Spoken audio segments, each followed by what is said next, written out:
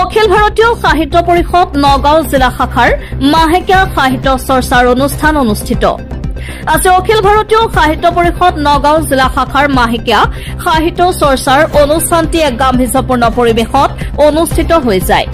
সভাত বহুকেইজন কবি সাহিত্যিকে নিজা নিজা সাহিত্য সম্ভাৰ পাঠ কৰি পৰিৱেশ আনন্দদায়ক মধুৰ কৰি তোলে। সভাত অখিল ভাৰতীয় সাহিত্য পৰিষদৰ নতুনকৈ সদস্য পদ গ্ৰহণ কৰা দুজন ব্যক্তিক আজীৱন সদস্য পদৰ প্ৰমাণ পত্ৰ আনুষ্ঠানিকভাৱে বিতৰণ কৰা হয়। সভাত তেওঁলোকক এখন গামোচা, গ্ৰন্থৰ টোপোলা আৰু আজীৱন সভ্যৰ প্ৰদান পত্ৰ প্ৰদান কৰা হয়। নৱপ্ৰজন্মৰ কবি আবৃত্তিকাৰ নৱজ্যোতি ভূঞাই দেউতাকৰ নামত এটি হৃদয় চুই যোৱা কবিতাৰ লগতে বহুকেইজন সাহিত্য অনুৰাগী ব্যক্তিৰ সাহিত্য চৰ্চাই সভাখনৰ পৰিৱেশ জীপাল কৰি তোলে। সভাত সভাপতিৰ আসন অলংকৃত কৰে ডক্টৰ দিলীপ শৰ্মাদেৱে। সভাখনৰ হাত ধৰে সামগ্ৰিকভাৱে সচিব নবীন কলিতাই। সদশেষত সকলো সাহিত্য অনুৰাগীৰ জাতীয় সংগীতেৰে সভাখনৰ সফল সামৰণি পৰে।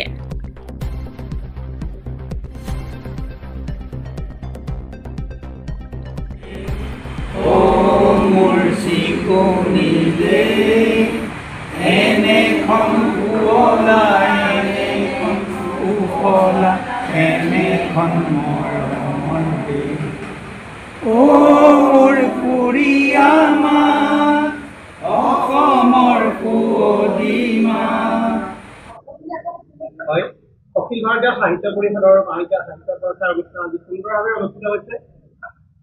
এই অনুষ্ঠানত কি কি বিষয়ে আলোচনা কৰিলে অলপমান জনাব। নমস্কাৰ, মই ডক্টৰ দিলীপ শৰ্মা আৰু অখিল ভাৰতীয় সাহিত্য পৰিষদ নগাঁও জিলা শাখাৰ সভাপতিৰ দায়িত্বত আছোঁ। আমাৰ লগত উপসভাপতি আছে, কোষাধ্যক্ষ আছে, সচিব আছে আৰু আমাৰ আজীৱন সদস্যসকল আছে। এই গোটেইসকলৰ আমি প্ৰত্যেক মাহতে এটা দিনত আমি বৈঠকত বহোঁ আৰু ইয়াতে আমাৰ কিছুমান সাহিত্যৰ ওপৰত আলোচনা হয়। তাত প্ৰবন্ধ থাকে, গল্প থাকে, কবিতা থাকে, চুটি গল্প থাকে আৰু কোনোবাই খুহুতীয়া কবিতাও পাঠ কৰে। এনেধৰণৰ আজি 14 গৰাকীয়ে ইয়াতে বিভিন্ন শিতানত বিভিন্ন ৰসৰ কবিতা, গল্প, প্ৰবন্ধ আৰু লোকসাহিত্যৰ কিছু কথাও ইয়াতে পাঠ কৰিছে।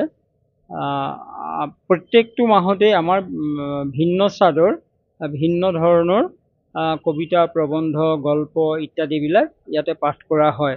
ইয়াৰ লক্ষ্য আৰু উদ্দেশ্য এটাই যে আমি এই অখিল ভাৰতীয় সাহিত্য পৰিষদ নগাঁও জিলা শাখাটো এনেই থকা নাই। আমি সাহিত্যৰ ক্ষেত্ৰখনত কিবা নহয় কিবা এটা অৱদান যে আগবঢ়াব পাৰোঁ তাৰ কাৰণে আমি চেষ্টা চলাই আহিছোঁ।